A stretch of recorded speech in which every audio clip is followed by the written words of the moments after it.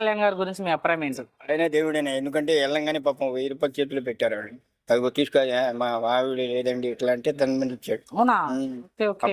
అప్పుడు రెండో రోజు తుఫాన్ వచ్చేసి అవునులే, అంతా అవునులే. కొట్టుకుపోయారు ఆ, ఆ టైంలో. ఇప్పుడు ఆయన డిప్యూటీ సీఎం గా ఉన్నారు ఆయన రాష్ట్రానికి. వెళ్ళి కలవాలంటే కుదరట్లా. ఎక్కడికి ఉంటాడు ఏ టైంలో ఉంటాడో తెలియదు ఇంకా. ఆయనకి ఆపరేషన్ చేయించారు, హాస్పిటల్లో ఉన్నారు పవన్ కళ్యాణ్ గారు సేన నాకు కూడా ఇది వరి బజ్జి వచ్చింది అప్పుడు చెప్పింది ఏం హాస్పిటల్కి వెళ్ళా. ఇప్పుడు ఆయన ముఖ్యమంత్రి తర్వాత ముఖ్యమంత్రి పవన్ కళ్యాణ్ గారు ఎలా ఉంది ఆయన పనితీరు? బాగానే ఉంది, ఆయనకే తిరుగులేదు ఇక.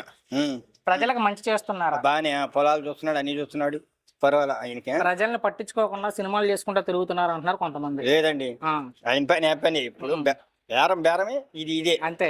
అంతేగాని ఆయన పని ఆయన చేసుకుంటా పోతాడు. ఇదే ఆయన తిట్టే వాళ్ళకి ఏం చెప్తారు? పవన్ కళ్యాణ్ గారిని తిట్టే వాళ్ళకి అనవసరం, మనకి అనవసరం ఇక. అంటే మనకి అనవసరం ఇక అది.